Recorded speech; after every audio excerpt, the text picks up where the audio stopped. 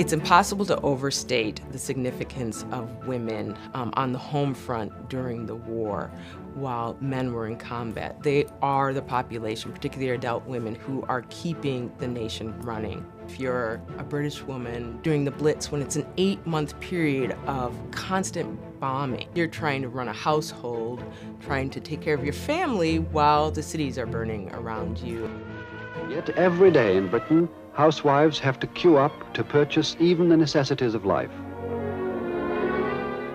To assure that the military effort had the materials that they needed, each person would have a booklet with different stamps, and it would indicate how many of any item they were allowed to have. They had to present a stamp to the grocer, to the vendor. Each person is permitted to buy only 23 cents worth a week, which is not exactly a banquet. Fuel, rubber, very essential foodstuffs, butter, sugar, eggs, canned milk, meats. Women had to adjust in terms of cooking for their families, clothing their families, cleaning their households. Women really devised very creative ways of getting around these restrictions. For vegetables, private citizens grow gardens to try and take the pressure off the public food supply. You can feed your families, but you can also contribute to the troops. British women became obsessed with knitting. That was a way for them to make clothing or repair clothing, and they were parts of different programs like Make, Do, and Mend or Sew and Save. Her dressing gown used to be an old quilt, and her pajamas came from discarded curtains. The system of rationing tells you a lot about what any government, even within wartime, is thinking about. And so to provide mothers with more ration stamps or nursing women, pregnant women, indicates that that government recognizes specific health needs of those groups, but also is invested in the reproduction of its citizens. Here in an air raid shelter of an East End backyard, a mother and child, the baby born during one of the worst raids. Even robot bombs did not stop the stork. All London cheers its bomb baby, a symbol of new hope. While you have men out on the front lines, you're communicating to women that they have a fundamental purpose during a war effort, and that is taking care of, raising, making that nation's citizens.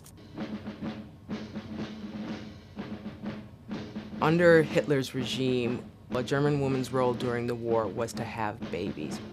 The ideal woman was not someone who was involved in the war effort in a combat way, certainly not, did not have careers. Their purpose was having children, raising children, educating children, and keeping a household.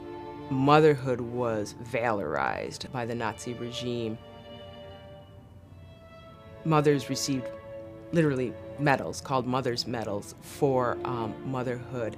Bronze was for the woman who had 4 or 5 children. Silver was for the woman who had 6 or 7 children. And gold was for the woman who had 8 or more children.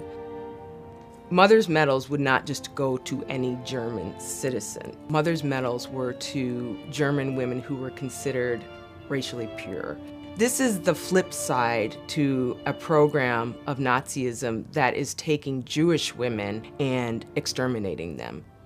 Mother's medals and the concentration and death camps are part of Hitler's program to populate the earth with a master race.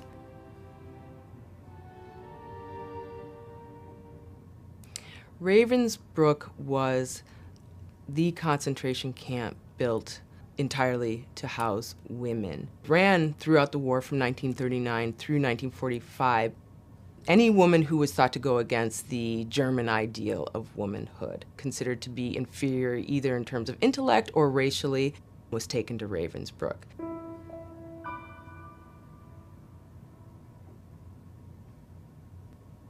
Political opponents, Polish women, people of color, gypsies or Roma, anyone considered non-normative in terms of sexuality.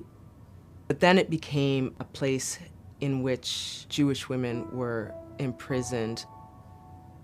Think about Hitler's elevating of German motherhood. There was no respect for a Jewish woman and her family, her children, her husband. Pregnant women were often targeted immediately for extermination or cruel treatment, forced to have abortions. They were vulnerable to being beaten and raped. They were part of forced labor gangs. They were experimented on extensively, particularly around sterilization, and then a constant fear of whether or not you were going to face the gas chambers, which they did have at Ravensbrück.